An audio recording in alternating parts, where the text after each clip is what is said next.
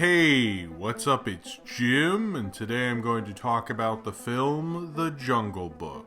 I think when it comes to these Disney live-action adaptations, I always kind of have to ask, what's the point in even making them? Really, they're made in a kind of empty brand deposit Disney theory. They're made more to sell a property that Disney has been selling to us for a long time that's already beloved, and they're usually not very good and promise to have a new twist on a Disney classic we've seen many times before. But then they stay true to the Disney classic that brought us in the door, so why not just re-release the animated films, which I guess they can't do anymore, even though that was really the backbone of the Disney studios for so long. So instead of getting re-releases of The Jungle Book and Cinderella and Sleeping Beauty, we get Maleficent and Cinderella in this movie. They're every bit as empty as the idea of doing a brand deposit type of thing. They're really there to reinvigorate the brand of The Jungle Book, or whichever Disney movie they've decided to make an adaptation to now. They're not trying to do anything too radically different with it. I mean, they act like they are, but it still holds true to the Disney thing, so it just never embodies anything else. And that's the thing with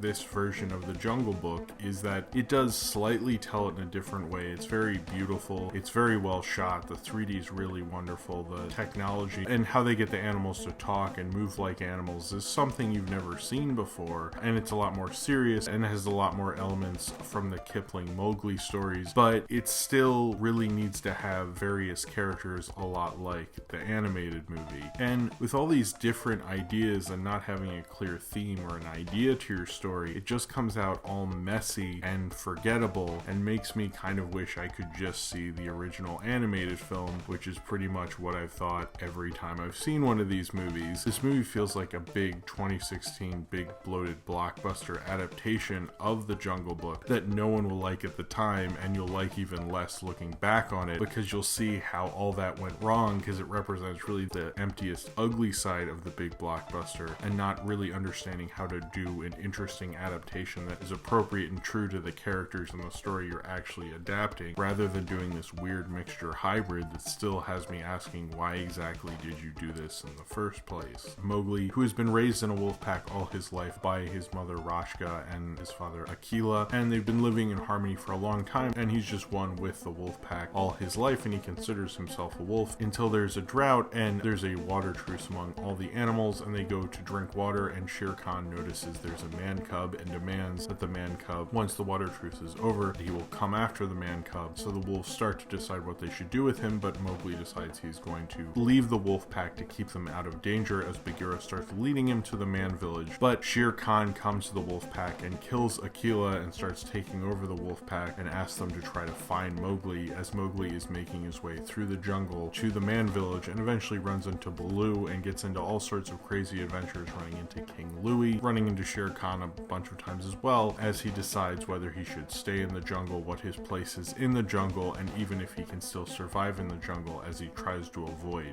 Shere Khan. Jon Favreau, who directed this version of The Jungle Book, most of his films that use a lot of special effects aren't really known for their visuals, and this film really looks gorgeous. It's photorealistic animals, the amazing CGI throughout it. They use motion capture with the actors, as well as using footage and looking at footage of animals and mixing it all together to make some really lifelike looking animals and give it a real different kind of look to the whole film. This was actually shot by cinematographer Bill Pope, who shot all the Matrix movies and has worked with Sam Raimi and currently works with Edgar Wright. He shot Spider-Man 2, for example, Army of Darkness, Hot Fuzz, The World's End, Team America even, and he really gives it a really impressive, amazing look. And Jon Favreau really knows how to use Bill Pope and make one of the best looking 3D films I've seen in a while. I actually saw this in 3D. I don't see a lot of films in 3D because most of the time there's like no reason to, and I would semi-recommend the 3D in this. I thought it really had a great depth to it, and the lighting gave it a real sense of reality, but not so much that it overdid it. It kind of has a real kind of darker, realistic quality to it, but also a very Hollywood quality, which Bill Pope seemed to be able to navigate very well. It's probably the best looking of the Disney adaptations I've ever seen. Most of the time they overdo it with the color and the CG, and this is the kind of thing when they do this kind of color. In most films, when they turn down the saturation, it really doesn't work as well as it does in this movie. Certain things would pop, and like Shere Khan or even the look of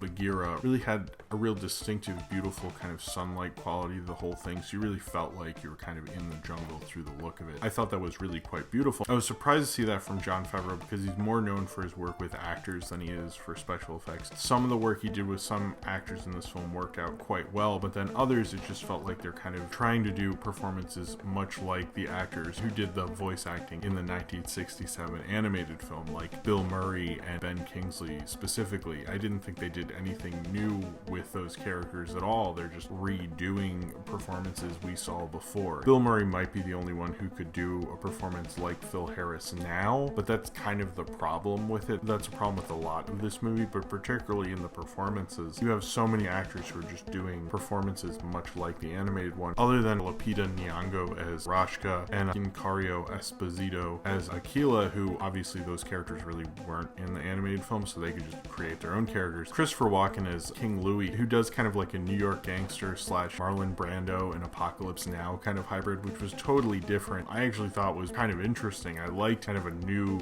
character in this. Also, Idris Elba, he doesn't even try to do George Sanders. I guess that's like for the best. I like Idris Elba a lot, but no one can really top George Sanders' Shere Khan. It's much more in a more modern movie villain way, but he's very, very good. He's actually very threatening and scary. Everyone's performances work with the body language of their character, but particularly Idris Elba's Shere Khan. One of the bigger problems with this is when they try to attempt to do songs in this, and that kind of calls to mind the whole problem with the whole movie, is that they try to do the bare necessities and I Want to Be Like You, but then it even breaks from the score. It breaks from the whole movie. You want to do this serious live-action Jungle Book, and then suddenly you have songs in it, and it's not the kind of movie that would normally have songs. Now, I get that Jungle Book has a lot of show-stopping numbers, and then it even is different in the score. Like, the score completely changes. It becomes this kind of like almost jazzy kind of like, not exactly jazz, but kind of like that boring jazz that you'd see someone in the mall play or something. They have that for both I Want to Be Like You and The Bare Necessities. And in some way, I like that they were at least trying to do something different, but then when they get back to the normal score, it feels very weird. It almost feels like something that shouldn't be in the movie at all. And that's the thing with it. They just insert all these things because they have to. They almost didn't really understand how to get that to work within this film. And that's the whole problem with these adaptations, is they want to do something different, but they can't not be the same way that they're supposed to. It's like the Maleficent thing, I think, is the biggest call to mind, where it's like, oh, this is a film about a villain, but a film about a villain who's not actually a villain. They're a good guy, so actually it's not really that different at all. It's not a different kind of movie. It's not a Disney film about a villain instead of a hero. We took a Disney villain that's about a villain instead of a hero and made it into a hero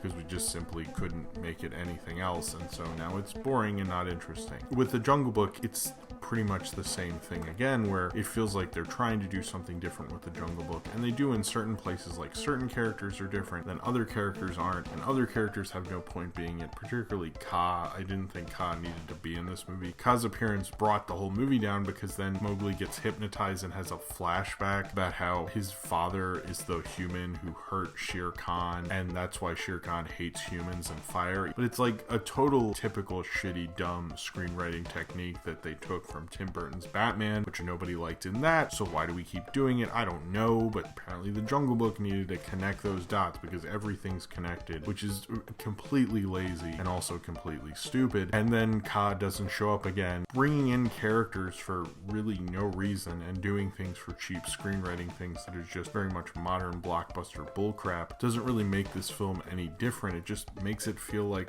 the same, like I'm going to see a big blockbuster movie. It doesn't feel like it's adapting the material the way it should be adapted. It feels like it's adapting it to be a blockbuster, and that doesn't really work as well. I mean, there's too many times where they have an action sequence early on just because there's really not like a lot of fights in the Jungle Book, so they like overemphasize that. They'll have certain characters won't talk, like the elephants. You don't have the elephant brigade. They're just elephants. They don't talk or anything. You have the vultures in it, but they don't do the Beatles thing or do a song or anything like that. But then you have other characters who are very much doing the same thing they did in the Disney film. Where exactly are you drawing the line? And that was never really very clear at all, and you're not exactly sure, is this trying to be Kipling as they use parts from the Kipling book, or is this trying to be Disney? And since it has no real perspective on it and isn't really trying to tell the story in a different way, it's very much hindered, that it's always going to live in the shadow of a much better animated film that everybody likes a lot more. And the weird thing is, like, I feel like Jon Favreau would make a much better, closer adaptation of the Disney animated film to live action than something like this. I've never really liked a lot of his more blockbustery stuff. Like, one of his best movies since Iron Man was Chef, which was like a smaller budget, more character piece type of movie. And he's really good at kind of character piece type of films. I mean, that's why Iron Man is such a great movie, because it's just like a big character piece. He's never really understood how to mix kind of his smaller budget movies with the blockbuster stuff in any movie he's made that has a big budget after Iron Man, which is kind of interesting because it's like he kind of set up the whole Marvel universe. He made one of the best Marvel movies, and everything I liked that made him a distinctive director in that, he has not done in any of these things after that. And this just feels like another in those bland Disney big blockbuster adaptations. It doesn't feel like a different type of movie, and that's especially boring. The look of it is interesting, and the technology they used is interesting. The script and the flow of the film just feels like any other big blockbuster, and it doesn't feel even really that special with a mixed up, messy adaptation. It's not exactly sure what it wants. Any good adaptation, if you're adapting something, especially if you're versing something that's already come out that is very beloved, is do something really different with it. And I think that's when this film really worked, when we had Christopher Walken's King Louie, and even there was a section where Mowgli is knocking honey off this cliff for Baloo. It has some more kind of inspired moments, and it is actually probably my favorite of the Disney adaptations, but it just keeps calling to mind, like, why do we need to make these? I mean, they end up being the most empty of all blockbusters, because they're really just there to do these brand deposit type of things, to keep the idea of the Jungle Book around, to make me rethink of the Jungle Book, to make you rewatch the Jungle Book and spend money on it and talk about it and things like that. But it's made in such a forgettable, corporate, messy way, it just ends up being emptier and more commercial than a film that has an action figure line. Really, its main goal is to keep the Disneyness around and keep these brands around, but it's not about doing them any differently, because I guess maybe that wouldn't work corporately. And so really the thing they're trying to sell these movies on is really what holds them back from ever being anything creatively different or interesting, and makes them altogether probably the thing most people hate about blockbusters when they write those long articles about how movies have gone astray. This is actually the biggest culprit of all of them, because they're really absolutely not trying to do anything different. They're pretending like they are, they're trying to selling you like they are, but when you leave, you're just like, oh, I mean, there's certain things about it technically, and I guess this maybe tried in that respect a lot better, but then it just comes out being kind of a bland corporate advertisement and not letting it free itself from that at all, while also trying to free itself. So it ends up being just as much of a mess as it is trying to figure out how you could even make a movie under those terms, because really all these animated movies had clear themes and clear ideas going on throughout them, and these live action adaptations never do, and they never will let them be able to do that, so they'll always be held back. And Jungle Book, even though it was a better attempt than most, ended up doing that all over again.